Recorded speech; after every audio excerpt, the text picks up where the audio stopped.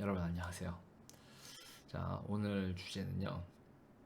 그 지금 왜 이렇게 우파가 좌파한테 밀리느냐. 이 이유를 많은 분들이 잘 모르시더라고요. 그래서 제가 이게 결정적인 거는 박근혜 대통령이 그 집권기에 통진당을 해산한 게 자충수가 된 겁니다. 그 좌파가 얼마나 분열되어 있었는지 우파 여러분들이 잘 모르시는 것 같아서 그걸 좀 설명을 해드리겠습니다. 자, 노무현 정부를 무너뜨린 게 여러분 우파였어요? 아니, 좌파였습니다. 생각해 보세요. 평택 미군 기지 반대 시위를 우파가 했나요? 사패산, 천성산 이런 터널 공사 반응 이런 거 반대 시위를 우파가 했어요? 막 도롱뇽 지키겠다고 들어 누웠잖아요. 송전탑, 새만금, 강정 해군 기지, 한미 FTA, 이라크 파병, 우파가 반대해서 시끄러운 적 있었어요? 거의 다 좌파가 난리친 거였습니다. 그러니까 노무현 정부에게 치명타를 날린 건 우파가 아니라 좌파였어요. 그 좌파가 어디요? 그때 열린우리당 공격하는 건 민주노동당이었죠. 자, 그거를 뭐라고 부르냐면요, 여러분 주타방이라는 게 있어요. 주타방. 이것도 운동권 전문 용어인데 주요 타격 방향이라고 부릅니다. 주요 타격 방향. 좀 말이 좀 살벌하죠. 한마디로 저 새끼 죽여 이렇게 손가락질로 여러 명이 죽일 놈이 여럿 있지만 죽일 놈은 저놈이야라고 딱 하는 거예요. 그러니까 그 당시에 민주노동당이 죽여야 될 대상은 한나라당이 아니라 열린우리당이었어요. 다들 많이 황당하죠. 그때 이제 생각해 보세요. 2004년 총선에서 열린우리당이 과반하고 막 천막당사 할 때 탄핵 후폭풍 불었을 때 그때 한나라당 그냥 망한 당처럼 보였었단 말이에요. 그랬었다고요. 그런데 그 상황에서 열린우리당 있잖아요. 민주노동당이 열린우리당을 주요 타격 방향으로 잡고요.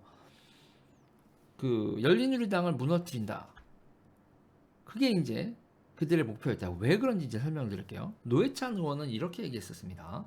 열린우리당과 한나라당 사이에 시냇물이 있다면 열린우리당과 민주노동당 사이에 강이 있다. 이게 강이었다, 바다였는지 약간 이제 헷갈리긴 하는데 그렇게 얘기를 해요. 그러니까 열린우리당과 한나라당은 두 개가 다 부르주아 정당이다 이런 거예요. 그렇게 부르주아 정당이라는 말을 쓰지 않지만 저 운동권 내부 용어로 보면 자기네들이 기층민중 정당이고 민주노동당이 노동자 정당이고 진보 정당이고 열린우리당은 사쿠라다 뭐 이런 거죠. 보수 정당이다 저것도 이렇게 보는 거예요. 당시 민주노동당은요. 당시 민노당은 열린우리당을 무너뜨리고 그 자리를 자신들이 차지한다. 이게 강령이었어요. 그러니까 열린우리당을 선택한 표심은 원래 자신들이 차지했어야 될 표심이다. 기층 민중이 속아서 열린민주당을 찍은 거다. 열린민주당이란 부르주아 정당의 기만당에서 자기들 표를 빼앗긴 거라. 도둑질 당했다. 좀 사고방식 신박하죠? 2004년 총선의 표심은 이제 기층 민중이 진보를 받아들일 준비가 되어 있다는 표시이니 자기들이 원내 진출했잖아요. 보수 한나라당과 진보 민주노동당으로 그 양당 체제로 바꾸고 뿌띠부르주아 정당, 자유주의자 정당인 열린우리당을 몰아낸다. 제가 지금 생각해도 망상인데요. 근데 그들이 그렇게 생각을 했다고. 주요 타격 방향 이런 얘기 하면서 망상질이죠. 군자산의 약속 이런 거 보면 이 사람들 그 망상이 어느 정도로 질인지 여러분 나옵니다. 자, 그들은 열린우리당을 몰아내고 자기들이 자리를 차지하고 10년 내에 대통령을 자기들이 뽑고 집권을 한다. 와우. 근데 10년의 계획이 20년의 계획으로 실현이 된 것 같은 느낌도 들어요. 자, 근데 아무튼 다시 돌아와서 이들은 그렇게 열린우리당을 몰아내고 자기들이 자리를 차지한다. 이런 망상을 했는데 근데 그게 당시 그들의 노선이었어요. 주타방을 열린우리당으로 잡았고 최전선 저격수 노회찬이었고 이랬다고요. 그러니까 그때 이제 민주노동당의 민노당 내에 NLPD 양 계열이 있었는데 그 NLPD 양 계열이 전부 다 열린우리당과 그 NLPD 그 사람들이 열린우리당과 그 안에 있는 운동권 친구들 있죠. 과거 운동권 친구들 아닙니까? 열린우리당에 있는 친구들이 그 친구들을 NLPD들은 뭐로 봤냐면 변절한 찌질이로 봤어요. 저 새끼들 변절해서 김대중 따라가서 저렇게 국회의원 하고 있는데 저것들 다 가짜고 우리 혁명운동하고 끝까지 노동 현장에 남아서 막 이렇게 투쟁해도 우리가 진짜고 진또백이고 저 열린우리당은 사꾸라야. 민노당의 정통이고 열린우리당은 사꾸라야. 이렇게 생각을 했다고요. 자 여러분 이슬람 보면 얼마나 한심합니까? 순위파 시아파로 나누어져서 절대 화합 못할 싸움을 하죠. 그걸 여러분 영국은 어떻게 해요? 통합시킵니까? 순위파가 대들었다고 순위파를 밟아요? 밟아서 죽입니까? 아닙니다. 순위파와 시아파가 계속 싸우게 그렇게 만들죠. 그걸 뭐라고 불러요 여러분? 디바이드 앤 룰이라고 부르죠. 디바이드 앤 룰. 상대가 분열되어 있으면 그 분열을 즐기면 됩니다. 그렇죠? 좌파란 종교엔 NL 있죠. PD 있죠. 그리고 그들 표현에 의하면 민주당 계열 뿌띠부르주아들 변절자들 있죠. 자 이렇게 세 개의 뭉치지 못한 정파가 종파죠. 정파라고 불러줄까요? 네 이렇게 세 개의 정파가 있었다고요. 그리고 항상 선거 때만 되면 이 좌파들의 고민은 그거였어요. 어떻게 연합하지? 어떻게 연대하지? 쟤들하고 연대하면 종북 빨갱이 소리 듣고 근데 쟤들 하는 짓 보면 진짜 자기네들이 봐도 종북 빨갱인데 쟤들하고 연대해야 되나 말아야 되나 뭐 이런 걱정을 맨날 했어요. 좌파들은 선거만 끝나면 너 때문에 졌어. 너 NL 새끼들 니네 때문에 진 거야. PD 새끼들 니네 때문에 진 거야. 저 뿌띠부라 저 열린우리당 새끼들 이러면서 막 서로 쌈박질이 났단 말이죠.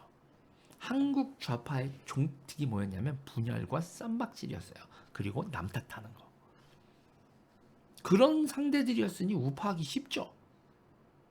우파는 그 꼴 보면서 적당히 공격하고 이용하고 디바이드 앤 룰만 하면 되는 거였단 말이에요. 우파가 득표가 여러분 국회의원 선거에서 50% 넘은 적 없어요. 총선에서 끼키야 38에서 43 요거 왔다 갔다 했는데 저쪽 좌파가 분열되어 있어서 좌파가 있잖아요. 산술적으로 합치잖아요. 그러면 우파보다 비슷하거나 더 많은 표를 얻었어요. 그렇지만 실제로는 민주당 35, 민노당 10, 35, 10 이렇게 해서 분열돼서 35, 10 이렇게 분열돼 가지고요. 그래서 지역구에서 거기 쉽게 이길 수 있는 상황이 아니었단 말이에요. 우파를. 자, 이렇게 나눠져 있던 좌파 계열을 싹 정리해서 통일시켜 준 게 누구냐? 어이구, 박근혜 대통령이 그걸 한 겁니다. 자, 얼마나 저 좌파가 분열되어 있는지 보세요. 친노, 문재인파와 유시민파로 분열되어 있었어요. 국민참여당 기억나시죠? 그리고 그 국민참여당파에서 일부가 또 통진당으로 이렇게 갔잖아요. 통합진보당으로. 민주노동당도 NL과 PD로 분열되어 있었단 말이죠. 근데 NL, PD로 분열되어 있는데 그 PD들하고 PD는 끝까지 진보신당으로 따로 가는데 그 PD 중에서 노회찬, 심상정 둘만 거의 몸만 빠져나오고 거기다가 유시민까지 합쳐서 NL, PD 일부분 그리고 그 친노 일부분이 합쳐서 통합진보당이라는 걸 만들었었죠.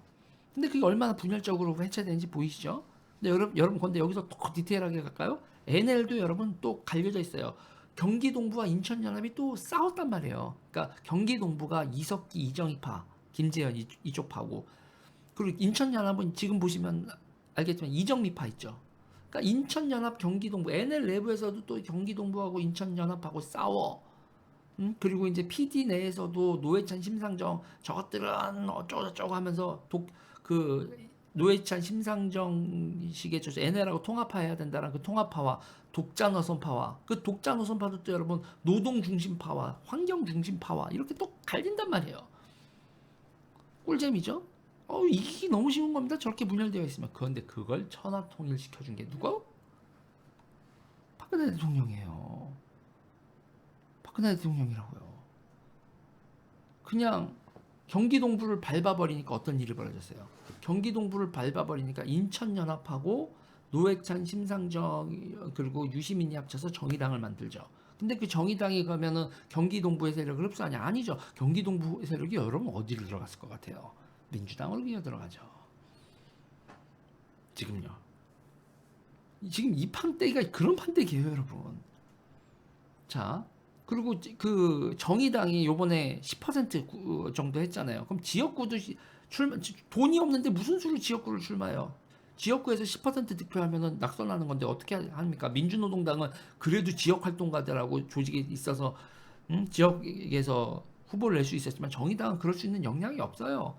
그러니까 지역에서 후보를 낼 수 있는 민주노동당이 그 경기 동부와 이 인간들이 지역에서 후보를 낼 수 있는 역량을 계속 유지시켜 주면서 니네 후보 내 정도를 그렇게 관리를 했어야죠.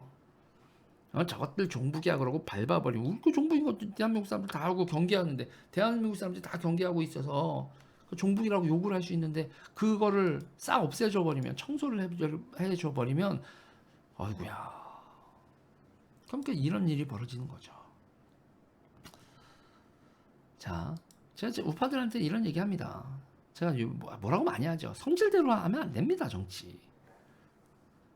그게 통치라는 거예요. 영국이 여러분 성질대로 했으면은 식민 제국을 그렇게 다 통치했겠어요?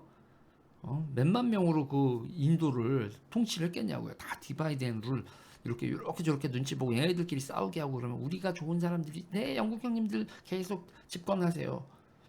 무력으로만 집권한 게 아니에요. 식민지 시절에. 그러니까 성질대로 하는 게 아니라 정치적 유불리 같은 거 생각을 하고 상대를 분열시키고 동맹을 늘린다 이런 생각을 해야죠.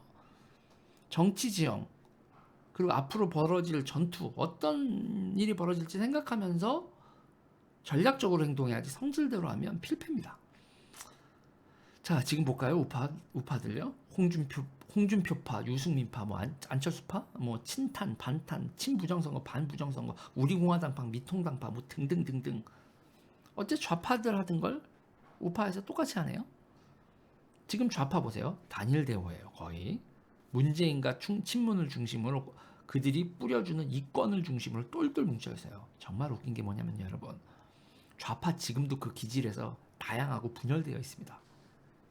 그런 문재인 집단이 그렇게 강력하게 장악하고 있는 게 아니에요. 정신적으로 장악하고 있는 게 아니에요. 뭐로 장악하고 있어요? 이권으로 장악하고 있는 거예요. 꿀이 떨어지니까 어머 집권하면 집권 세력의 일부가 되는 게 이렇게 좋은 거였어? 니들 굶고 살았냐? 이거 한번 먹어볼래? 어머 이것은 먹어야 돼. 국가 예산이죠. 지원금이죠. 지원금과 국가 예산 이런 거에 이런 걸려 있잖아요. 이 꿀을 먹어버린 이것들이 달콤함에 빠져서 염치가 없어지잖아요. 조국 윤미향 저런 일이 벌어져도 어머 꿀을 계속 먹기 위해선 쟤네들을 비호해줘야 돼. 이러고 자빠져 있죠.